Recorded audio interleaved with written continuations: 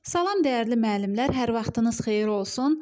Sizlərə bugünkü izahım olacaqdır kurikulumdan, kurikulumun pedaqoji tələblər olan hissəsindən inkişaf yönümlülük və fəaliyyətin stimullaşması arasında olan fərqlərə nəzər yetirəcəyik. Açar məqamlara baxacağıq ki, testlərdən bunu asanlıqla seçə biləsiniz. Bilirəm ki, çox müəllimlər bu hissədə qarışdırırlar, yəni testlərdə. İndi birinci biz kitabda verilən tərifə baxırıq, hər ikisinin tərifinə. Görək kitabda bizə qısa konkret olaraq bir neçə cümlədən ibarət tərif verilibdir. Daha sonra bunu situasiyalarla aydınlaşdıracağıq. Baxın, nə deyilir burada? Şagird inkişaf yönümlülükdə deyilir ki, şagirdlərin təhsil nailiyyətlərinin təhlilindən alınan nəticələr əsasında onların inkişaf perspektivlərini ehtiva edən kompleks tədbirlərin həyata keçirilməsi. Bu nə deməkdir, müəllimlər?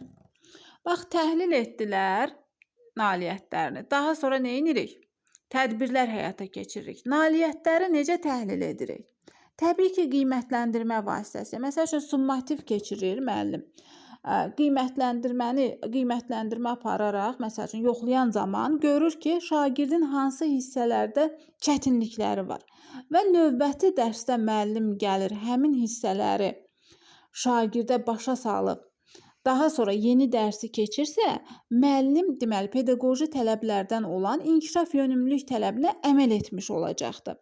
Deməli, yəni ki, anında rəy vermir, anında yəni istiqamət yol göstərmir. Summativi keçiririk, aparırıq, sonra yoxlayırıq, daha sonra gəlirik, yəni baxırıq ki, bu şagird hansı mövzuda, hansı hissədə çətinlik çəkib, əziyyət çəkib, məsəl üçün zəifliyi var və gəlib sonraki dəfə o zəifliyi aradan qaldırmaq məqsədi ilə, yəni bir tədbirlər görürüksə, nələrsə öyrədiriksə şagirdə, deməli biz nə etmiş oluruq? İnkişaf yönümlülüyə əməl etmiş oluruq. Deməli, burada bizim açar sözlərimiz nə olacaqdır? Burada təhlil sözü elə orada da verilibdir, yəni tərifdə də verilibdir, gözümüzün önündədir.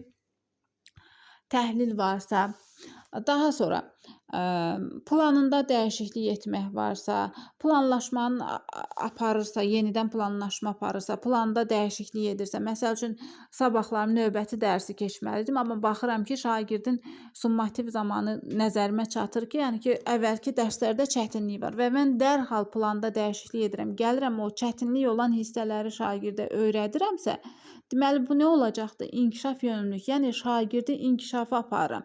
Nəticələrin təhlili varsa, müzakirəsi varsa, şagirdlərdəki zəifliklərin üzə çıxarılması varsa, çıxarılıb olaraq bir tədbir görmək varsa, hamısı aid olacaqdır inkişaf yönümlülüyə. İndi isə baxırıq fəaliyyətin stimullaşdırılmasına. Baxın, müəllimlər, burada nə deyir bizə? Kitabdakı tərifi oxuyuram, buna bir nəzər salaq, daha sonra açıqlayaq. Bax, burada bizə bir-iki cümlədən ibarət tərif verilibdir. Deyir ki, təhsil prosesinin səmərəliliyinin artırılması, şagirdlərin təlim marağının yüksəldilməsi üçün onların nailiyyətlərinin izlənilməsi, dəyərləndirilməsi istiqamətində tədbirlərin görülməsi. Bax, burada izləyirik. Yəni ki, həmin devirdə izləyirik ki, görək şagird nəyi bilir, nəyi bilmir, harada çətinliyi var. Yəni inkişaf yönümlülükdəki kimi gedib evdə təhlil eləyib gəlmirik, anında yəni. İndi baxaq. Bax, burada nə deyir? Stimullaşmanı motivasiya kimi də yəni ki, yadda saxlaya bilərik.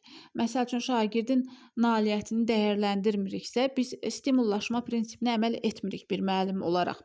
Şagirdə özünə inamı artırmaq olacaqdır stimullaşdırma.